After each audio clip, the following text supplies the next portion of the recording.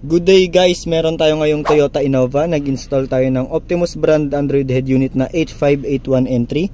So yung 360 camera natin, meron tayong front, side, then rear camera.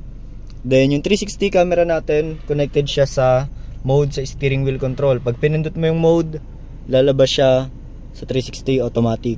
Then steering wheel control, lahat working. From volume control, next control, mode, answer and hang up, working lahat. Volume control, yan. Next, previews, volume up, yung answer, ayan. So since walang nakakonect na device, hindi siya magpa-function ng answer or hang up. Then meron siyang USB slot, then SIM card slot. Ayan, nandito siya sa compartment. Ito yung dalawang USB slot, then ito yung isang SIM card slot. Then yung 360 camera natin, all sides recording siya, and meron din siyang auto trigger. For example, pag nag-signal light ka, ayan, left signal, so naka 3D viewing siya. Ayan, 2D natin. Pag nag-right signal ka, ayan, meron tayong tatlong choices ng viewing ng 360. Hazard, both sides, left and right, nasa taas. Nasa left side yung pinaka bird's eye view, then sa baba nung up and down, front side pwedeng ilipat sa rear. Then priority ng trigger yung reverse camera. Ayan.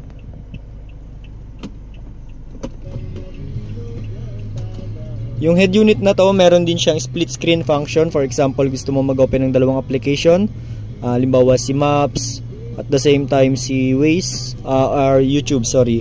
Then open mo muna yung dalawang application. Once na open na, pinutin mo lang yung box icon sa taas. Yan, long press mo yung isang application. Slide mo sa left side or right side kung saan mo gustong ilagay yung apps na yun. So, ayan. Meron siya split screen. Nakakapag-play ka ng video, music, or any song sa YouTube. At the same time, nakakapag-maps ka. So, pwede rin si Waze dyan. Yan. Meron din siyang cooling fan. At the same time, meron siyang cooling fan control. May sariling application. Sa cooling fan control natin, meron siyang dalawang option. Merong automatic mode, merong manual mode. Ayan. Pag manual mode naman, kung gusto mo siyang naka-open lang, pwede. Kung gusto mong naka-off, ayan. Then automatic mode naman, once na ma-sense nung head unit or nung system na umiinit na yung unit, for example 60 degrees pataas, automatic na go-on yung cooling fan.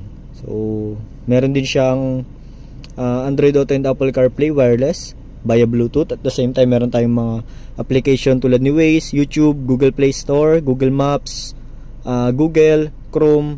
Then kung gusto mo pa magdagdag ng iba't ibang application, pwede, basta accessible and downloadable sa Google Play Store, no?